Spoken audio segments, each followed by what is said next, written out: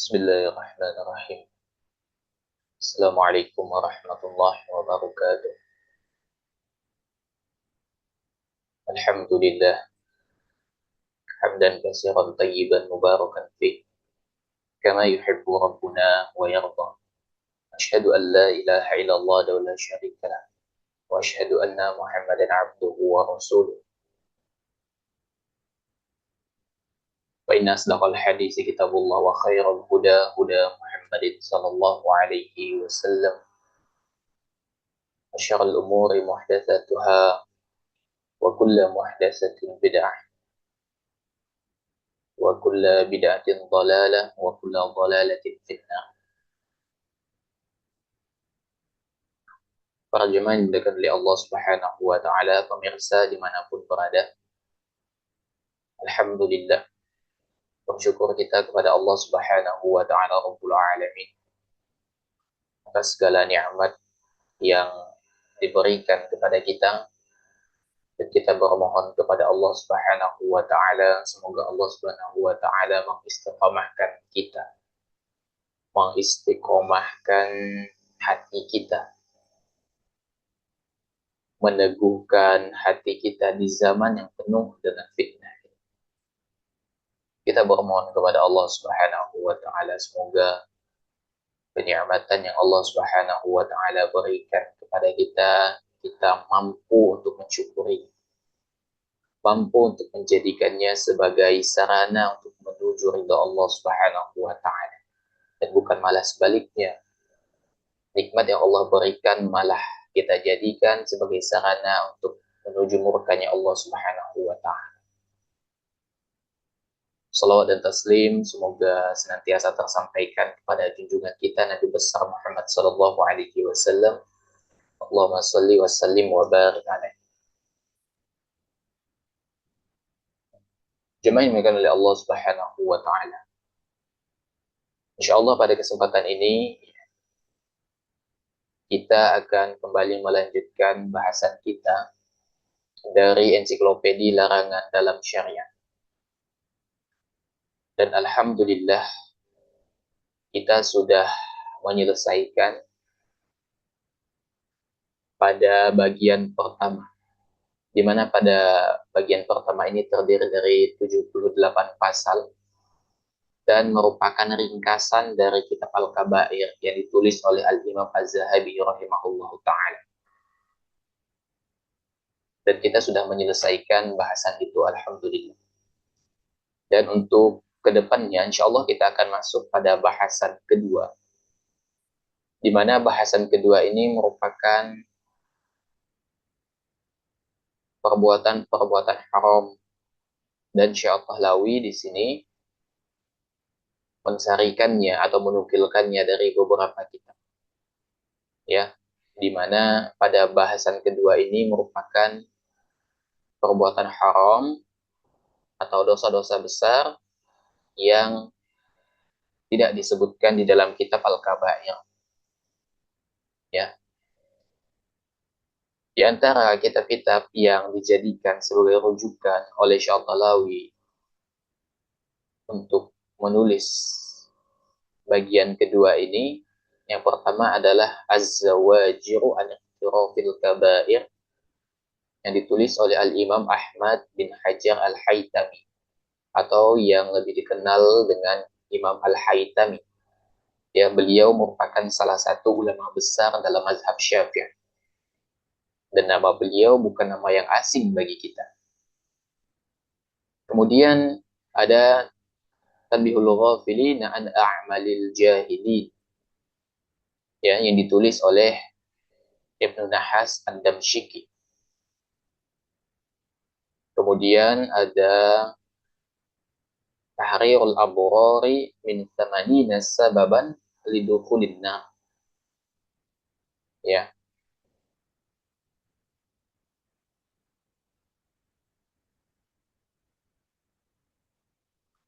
Jemaah yang dimuliakan oleh Allah Subhanahu wa taala. Dosa besar itu atau sebuah dosa besar itu tidak menutup kemungkinan untuk disebutkan oleh beberapa kitab yang mengkaji tentang dosa-dosa besar. Oleh karena itu, para ulama ya memberikan definisi terkait dengan apa itu dosa besar. Apa itu dosa besar? Dosa besar itu ada setiap maksiat, setiap perbuatan yang dilakukan di mana pelakunya diancam dengan hukuman, baik hukuman yang berlaku di dunia ataupun hukuman atau azab yang berlaku di akhirat. Ditambahkan oleh Syekhul Islam Ibnu Taimiyah, termasuk diantaranya adalah perbuatan yang pelakunya diancam, ditiadakannya iman dalam hatinya, atau pelakunya diancam dengan laknat dan lain sebagainya. Ditambahkan kemudian oleh Ibnu Nahas, ya, rahimahullah, yaitu perbuatan di mana nas telah mengancamnya dengan azab neraka atau pelakunya disifati dengan fasik. Itu adalah definisi dari dosa besar.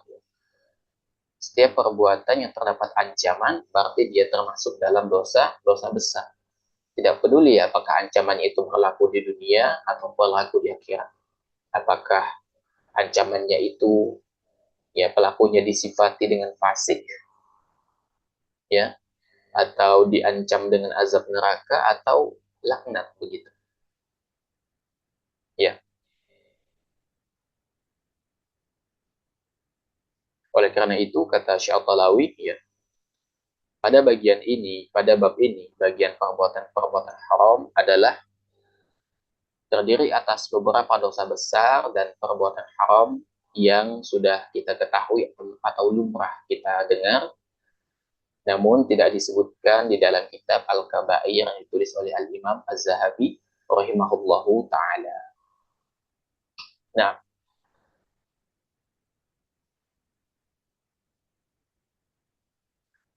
jemaah yang oleh Allah Subhanahu wa taala.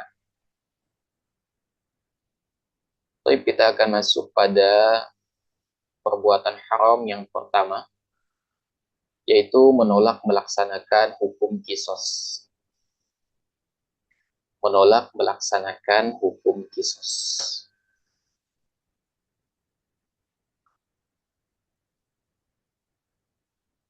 Ketika kita mendengar istilah kisos, maka terkadang istilah ini masih dianggap angker begitu ya. Dianggap menakutkan, dianggap sebuah tindakan atau aturan yang tidak manusiawi. Sehingga sehingga kita mendengar banyak komentar mirip, baik bagi orang yang memang benci ataupun pernah komentar miring dari orang Islam sendiri berkaitan dengan hukum kisos. Ini berangkat dari Islamofobia, ya. Mereka takut bahkan benci dengan agamanya sendiri. Kalau komentar yang berada di luar Islam, ya mungkin wajar. Tapi yang anehnya kadang-kala komentar miring berkaitan dengan kisos itu keluar dari mulut seorang muslim. Maka ini yang kadang-kala membuat kita heran dan bingung. Bagaimana sebenarnya mereka mendudukan Islam di dalam hati mereka.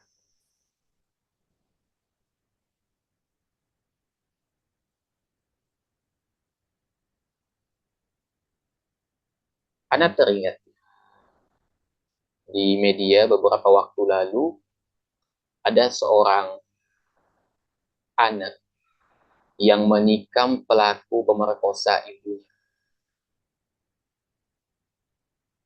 Dan Ana baca komentar netizen itu rata-rata mendukung tindakan yang dilakukan oleh anak tersebut sebagai pembelaan terhadap ibunya yang menjadi korban pemerkosaan.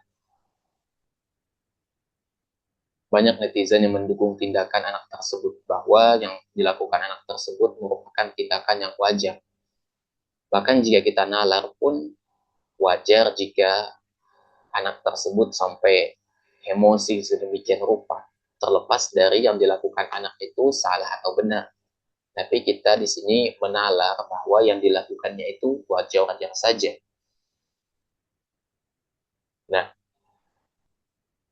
itu bagi orang yang melakukan kejahatan kepada orang yang kita cintai, tidak sampai pada tahap pembunuhan.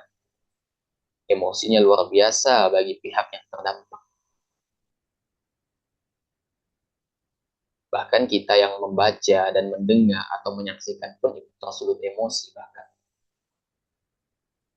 Maka bagaimana jika pelaku itu sampai membunuh dari ibu itu tadi yang ia perkosa?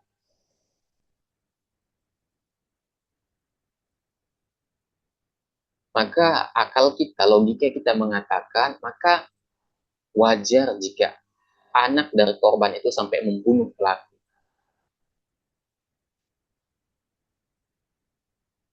Karena saking emosi ketika orang yang kita cintai mendapat perlakuan yang demikian keji. Maka akal kita, fitrah kita menuntun kita bahwa pelaku itu wajar mendapatkan perlakuan buruk atau mendapat perlakuan yang setimpal atas apa yang ia lakukan. Maka teman-teman sekalian, jika dalam kasus ini kita merasa bahwa hukuman berat yang ditimpakan, bahkan jika pelaku dihukum dengan hukuman mati, mungkin kita baru merasa puas. Karena saking kejinya perbuatan yang ia lakukan kepada korban. Maka aneh ketika ada orang yang mengatakan bahwasanya hukum kisos itu adalah hukum yang tidak manusiawi, keji. Padahal secara fitrah, kita justru mendukung itu. Fitrah kita mendukung hukum kisos, meskipun lisan kita mengatakan, ini tidak manusiawi. Tapi apabila itu terjadi di sekitar kita atau terjadi pada kita sendiri, maka kita yang menginginkan bahwa pelaku itu dihukum mati misalnya. Itu menunjukkan bahwasanya ya fitrah kita benar begitu. Dan dalam hal ini Islam memberikan fasilitas kepada kita. Ya, kisos itu bisa dijadikan sebagai sarana untuk mencegah terjadinya pembunuhan dan menjadi solusi apabila pembunuhan itu terjadi. Ya, oleh karena itu seperangkat hukum Islam itu sebetulnya adalah sarana untuk mencegah orang jangan sampai terjatuh dalam perbuatan yang keji dan menjadi solusi apabila orang itu terjatuh ke dalam perbuatan keji. Ya, nah, jemaah yang oleh Allah Subhanahu wa taala. Kita perlu mengetahui dulu ya, apa itu kisos? Apa itu hukum kisos? Jika kita perhatikan sebagaimana yang dijelaskan oleh Syekh Fauzan ya, hafizallahu taala, beliau mendefinisikan kisos itu adalah perbuatan atau pembalasan korban atau walinya terhadap pelaku kejahatan sama atau seperti perbuatan pelaku tadi. Jadi kisos itu adalah pembalasan baik yang dilakukan oleh korban atau dilakukan oleh wali terhadap pelaku dengan perbuatan semisal yang dilakukan pelaku kepada korban. Nah, di sini Islam menjadi fasilitator, memfasilitasi ya. Jangan sampai ada pihak yang terzolimi itu ya semakin terzolimi. Jangan sampai tidak ada yang memberikan keadilan terhadap pihak yang dizolimi. Maka Islam memberikan fasilitas. Kita tetap bisa membalas, ya. Dan cara mainnya itu diatur oleh Islam begitu. Islam memfasilitasi itu. Tujuannya apa? Agar kita tetap mendapatkan keadilan, tapi tetap tidak melampaui batas begitu. Maka Islam memberikan seperangkat aturan, ya, mekanisme, ya, bagaimana syaratnya, bagaimana pelaksanaannya, siapa yang berhak melaksanakan kisos, itu Islam sudah memberikan aturan-aturan. Itu menunjukkan bahwasanya ya kita tidak boleh melampaui batas nanti pada fase di mana kita diberikan hak untuk mengkisos dari pelaku. Ya, maka dapat kita simpulkan bahwa secara singkat saja kisos itu nyawa dibalas nyawa, nyawa dibalas nyawa. Ya, secara singkat kisos itu ya, pembalasan yang sama atau serupa atau istilahnya itu nyawa dibalas nyawa, ya, tangan dibalas tangan, mata dibalas mata begitu, ya. Dan di dalam kisos itu sendiri jemaah sekalian justru terdapat hikmah yang sangat besar sekali, di mana kisos itu ternyata menjadi jaminan kelangsungan hidup manusia, tentunya bagi orang yang berakal, kata Allah Subhanahu wa taala apa? Walakum fil qisasi hayatu ya ulil albab la'allakum tattaqun, kata Allah. Kata Allah, dan di dalam kisos itu ada jaminan kelangsungan hidup bagimu, hai orang-orang yang berakal, kata Allah, agar kamu bertakwa. Ini Al-Baqarah ayat 179.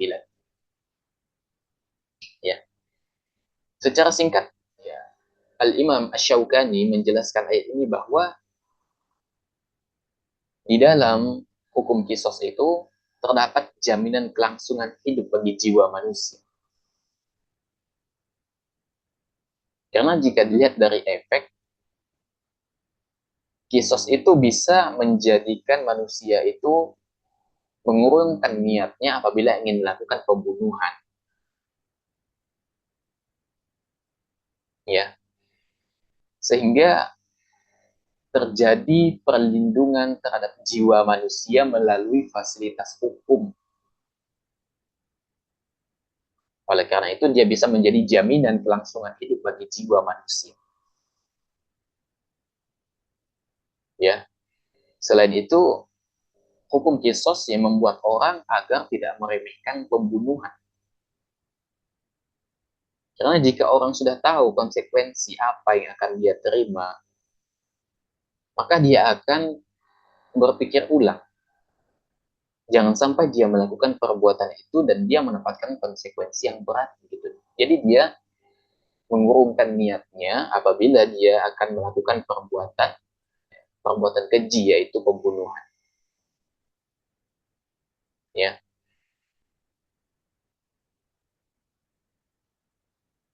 nah, dan ketika kita pergi lebih jauh jemaah sekalian, kita mungkin sudah tidak asing lagi dengan istilah maqasidus syariah, tujuan syariah, tujuan syariah, di mana tujuan dari ditegakkannya hukum Allah Subhanahu wa taala itu memiliki tujuan.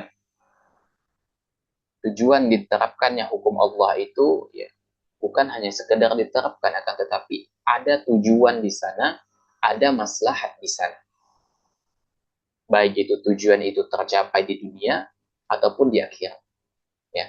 Disebutkan oleh Al-Imam Asy-Syatibi bahwa maqasidus syariah itu ada 5. Yang pertama menjaga agama, yang kedua menjaga jiwa, menjaga akal, menjaga keturunan, dan menjaga harta.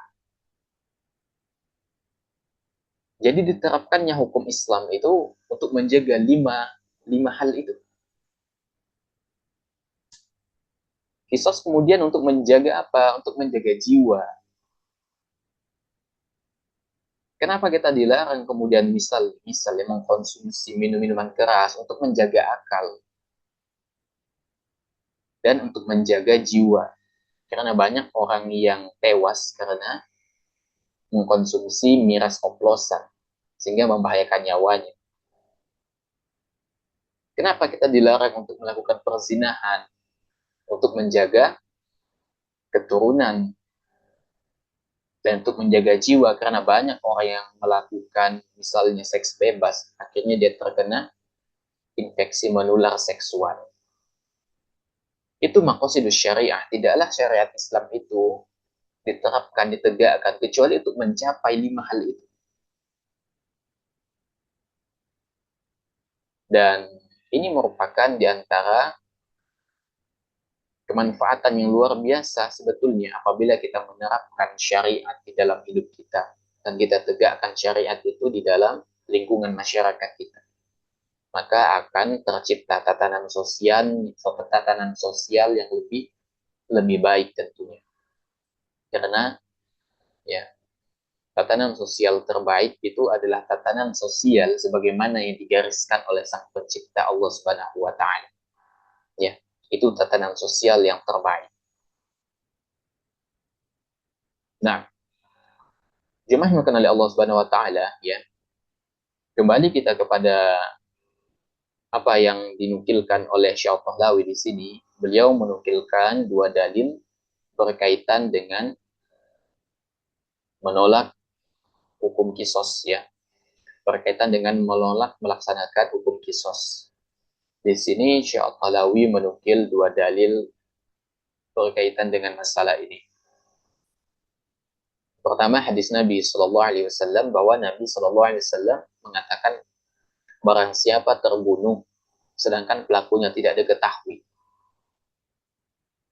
atau terbunuh karena lemparan batu, cambuk atau pukulan yang terjadi di antara mereka dengan sengaja, maka dendanya adalah denda pembunuhan tidak sengaja.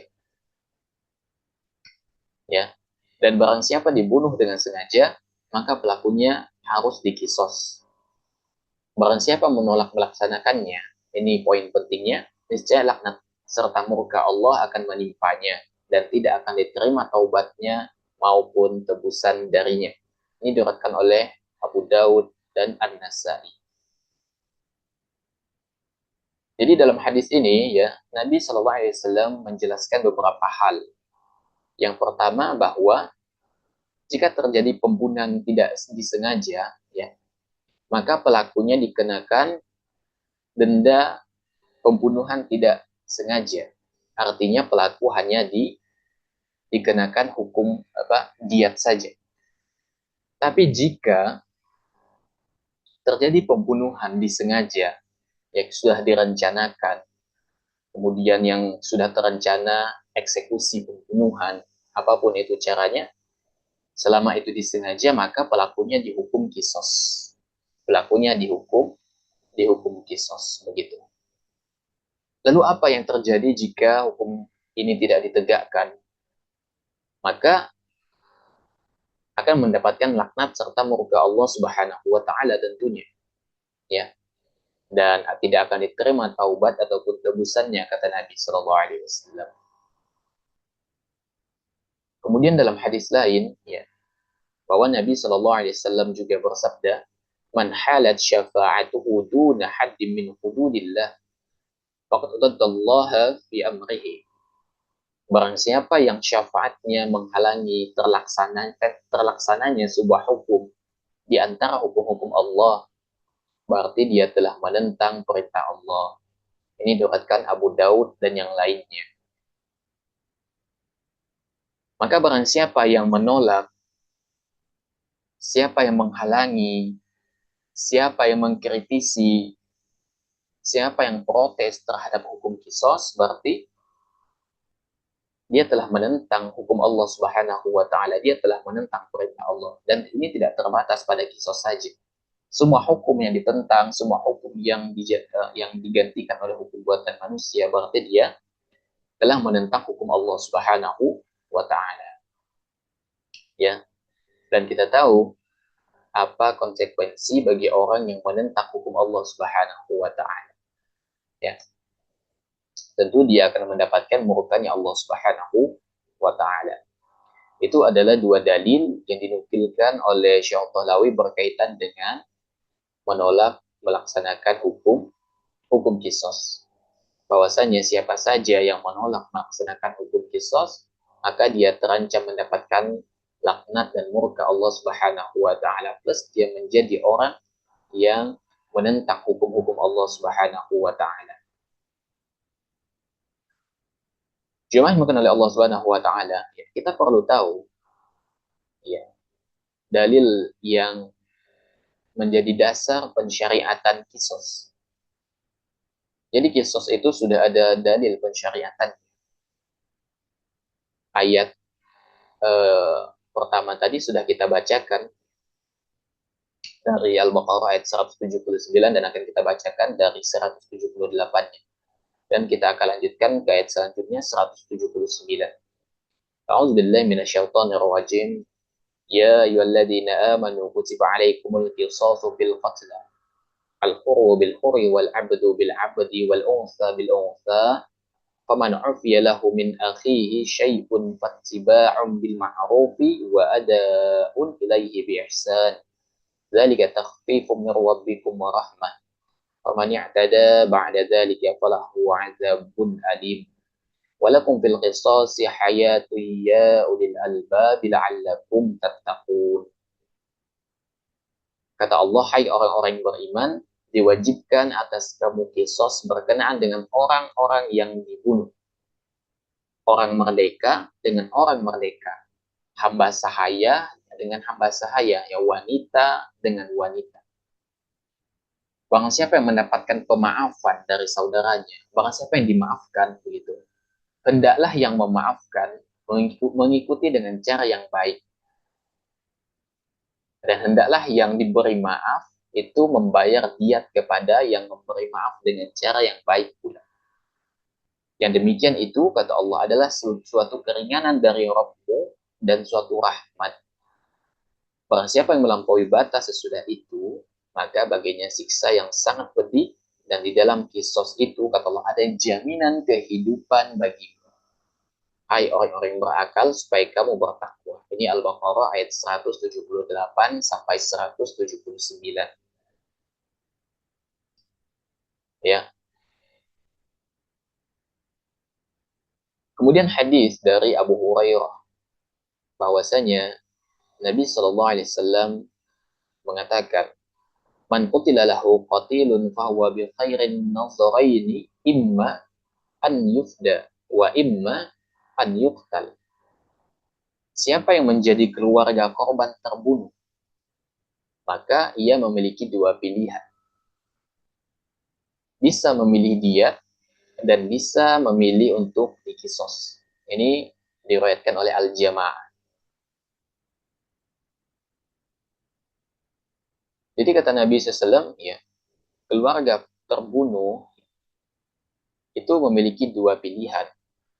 Bisa meminta diat dan memaafkan atau memilih untuk mengkisos pelaku, begitu, ya.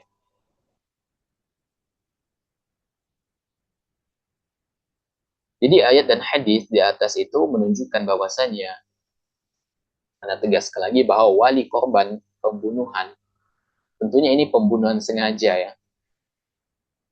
Maka keluarganya itu memiliki hak untuk membunuh pelaku, yaitu mengkisosnya, atau memilih diat atau pengampunan, begitu, ya. Dan tentunya ya yang lebih utama yaitu pengampunan selama tidak menimbulkan kerusakan, begitu, selama tidak menimbulkan kerusakan, ya. Lebih jauh lagi, bahkan Syekhul Islam Ibnu Taimiyah mengatakan bahwasanya jika terjadi namanya qatlul, maka tidak ada pemaafan di sana, ya. Al-ghillah itu pembunuhan berencana, begitu, pembunuhan dengan memperdaya korban. Kata Syekhul Islam, jangan memberikan ya pemaafan atau meminta diat dari pelakunya, tapi pelakunya itu tetap dikisos begitu. Karena dia sudah melakukan apa? Pembunuhan dengan memperdaya korban. Ya, dan korban di sini tidak tahu bahwa ia dijebak akan dibunuh begitu dengan apapun caranya. Ini sebagaimana yang dikatakan oleh Syekhul Islam. Ya. Nah, beda halnya kemudian pembunuhan yang tidak disengaja. Kalau pembunuhan yang dilakukan sengaja, sistematis, maka pelakunya itu bisa dikisos atau bisa digantikan dengan diat gitu. Tergantung nanti bagaimana sesuai dengan apa yang dimintakan oleh wali korban. Di dalam pembunuhan juga kita tidak hanya menemukan pembunuhan sengaja, ada juga pembunuhan yang dilakukan dengan tidak sengaja. Dalam hal ini, ya Allah Subhanahu wa taala mengatakan berkaitan dengan perbuatan dosa yang dilakukan tidak sengaja atau dikarenakan lupa. Ya, ini disebutkan ya, Rabbana la tu'akhidna in nasina aw akhtana. Ya Tuhan kami, ya Allah, janganlah Engkau hukum kami karena kami lupa atau perbuatan yang kami tidak sengaja. Ini Al-Baqarah ayat 286. Jadi jika kita terjatuh di dalam kemaksiatan dan yang menjadi penyebab kita jatuh dalam kemaksiatan bukan karena kita berniat untuk melakukannya, akan tetapi karena kita lupa, kita tidak sengaja, ya, maka itu dimaafkan, itu dimaafkan, tidak dikenakan dosa. Akan tetapi kadangkala kita harus melakukan ganti rugi biasanya. Nah, jika sampai terjadi pembunuhan tidak sengaja, ya, maka kita itu bisa melihat dari dua sisi. Kita bisa melihat dari dua sisi. Yang pertama, ada perbuatan yang diizinkan. Ya, maksudnya apa? Begini, kita sering menemukan di dalam dunia kedokteran itu ada operasi yang gagal yang menyebabkan kematian terhadap pasien. Sebelum operasi itu biasanya keluarga korban itu sudah menandatangani begitu perjanjian-perjanjian tertentu apabila terjadi hal-hal yang tidak diinginkan begitu. Artinya dalam hal ini keluarga korban sudah menyerahkan sepenuhnya kepada dokter begitu ya, kepada dokter berkaitan dengan masalah operasi. Apapun yang terjadi, keluarga harus terima itu. Jika operasi itu gagal dan ternyata membawa kematian terhadap pasien, maka dalam hal ini dokter tidak dikenakan kisos, apalagi dikenakan diat. Karena dokter melakukan sebuah perbuatan yang diizinkan dalam masalah ini.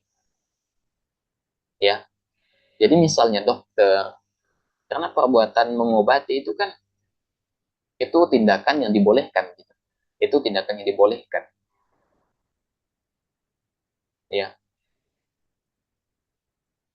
oleh karena itu pada masalah ini, ya, dokter tidak dikenakan kisos ataupun dimintakan diat begitu.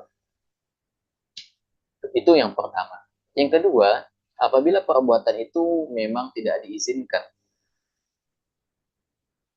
Misalnya ada orang yang tidak sengaja, ini tidak sengaja membunuh orang lain. Ini tidak sengaja. Karena yang dikisos nanti orang yang membunuh dengan sengaja. Adapun orang yang membunuh dengan sengaja, ya, maka dia dikenakan kisos. Tapi kalau tidak sengaja, ya, maka pelakunya tidak dikisos, akan tetapi dimintakan diat. Ya, pelakunya dimintakan diat. Jadi itu dua hal yang mesti kita jadikan pertimbangan. Ya, kalau dokter tidak dikisos, tidak dimintakan diat, akan tetapi jika terjadi pembunuhan yang tidak disengaja dan itu tidak diizinkan, maka pelakunya dikenakan diat saja, dikenakan diat. Ya.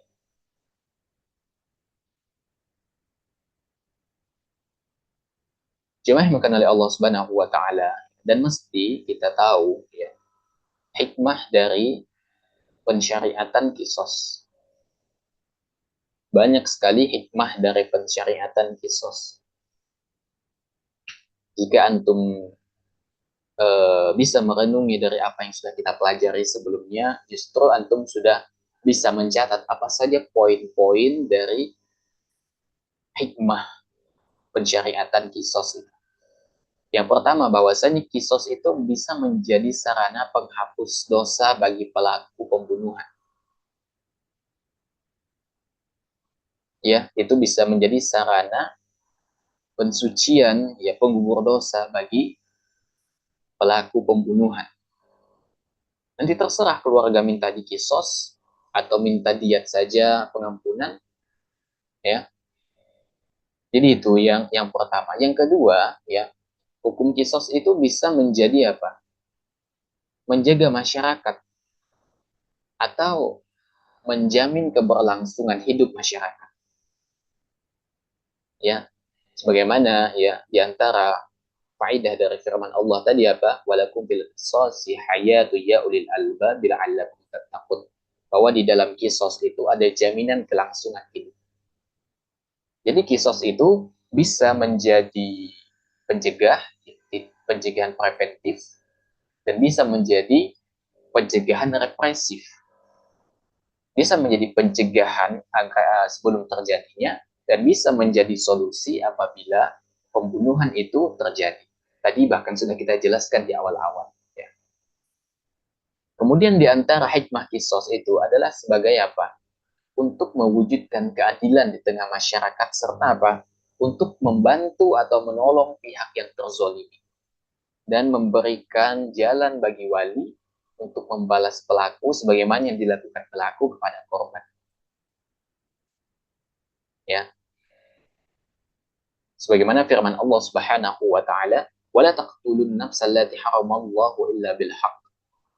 Wa man qutila mazluman faqad ja'alna li waliyhi sultana fala yusrif fil qatl innahu kana mansura." Dan barang siapa yang dibunuh secara zalim, maka sesungguhnya kami telah memberikan kuasa kepada walinya, kata Allah, kepada ahli warisnya.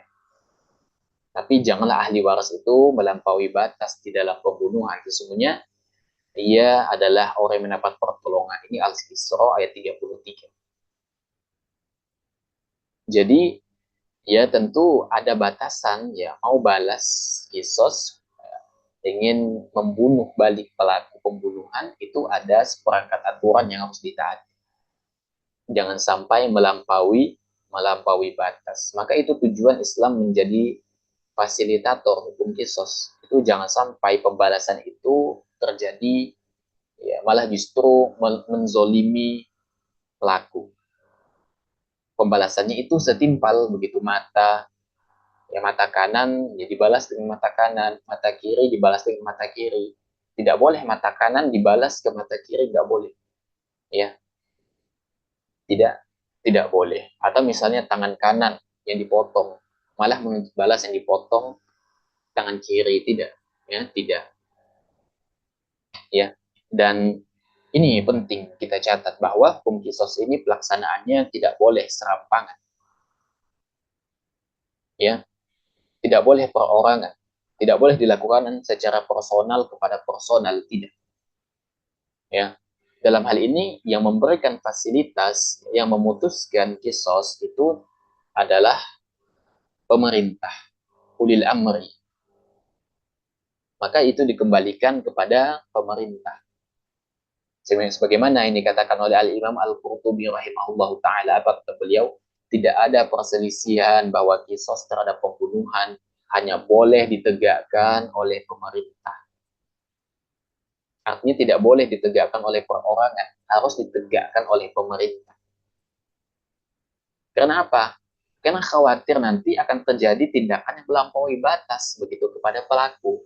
Ya. Maka wajib atas mereka menegakkan kisos dan hukuman had dan selainnya.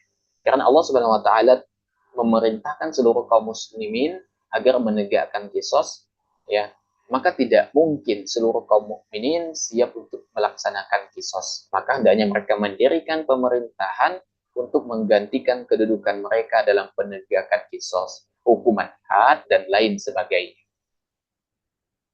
Ya, ya. Jadi di sini ya. Jadi bukan tugas kita mengkisos, akan tetapi ini tugas pemerintah. Ya, tugasnya adalah memberikan fasilitas dan sebagai apa? Sebagai pihak yang menjadi pengawas agar kisos yang dilakukan itu jangan sampai melampaui batas. Dan kisos itu berat sekali ya, harus memenuhi persyaratan-persyaratannya. Ya tidak serta-merta terjadi pembunuhan ya langsung dikisos, tidak. Harus dibuktikan dulu bahwa pembunuhan itu murni memang disengaja begitu. Dan harus ya, memenuhi beberapa syarat lainnya yang harus dipenuhi. Jadi tidak serta-merta terjadi pembunuhan langsung dilaksanakan kisos, tidak begitu. Dan yang melaksanakannya itu adalah pemerintah. Kalau antum kisos secara personal ya antum nanti akan dipenjara begitu. Nah, kembali kepada bahasan yang utama, bahwasanya jika sampai hukum kisos ini tidak ditegakkan, kembali kepada apa yang dinukilkan oleh Syekh Al-Tahawi, maka itu akan mengundang murkanya Allah Subhanahu wa taala dan mendapatkan laknat dari Allah Subhanahu wa taala. Dan orang yang menolak ya serta tidak menjalankan, berarti dia telah menentang hukum Allah Subhanahu wa taala. Dan kita lihat ya komentar miring sebagian orang terhadap negara yang menerapkan hukum syariat, menerapkan syariat Islam, menerapkan kisos, ya ternyata banyak sekali yang nyinyir terhadap negara tersebut, ya apakah dia pegiat HAM atau bahkan justru yang nyinyir itu seorang Muslim ternyata. Dan kita akan dapati banyak sekali yang nyinyir terhadap syariat Allah, menegakkan syariat Allah, ternyata seorang Muslim begitu. Dan ini sesuatu yang sangat mengecewakan sekali. Baik, semoga Allah Subhanahu wa taala memberikan taufik dan hidayahnya kepada kita semua serta mengistiqomahkan kita agar tegak lurus terhadap aturan Allah Subhanahu wa taala. Yang benar datangnya dari Allah, yang keliru datangnya dari anak pribadi, Allah dan Rasulnya tentu terlepas dari kekeliruan itu. Wassalamualaikum Muhammadin wa ala alihi wa sahbihi wasallam walhamdulillahi rabbil alamin.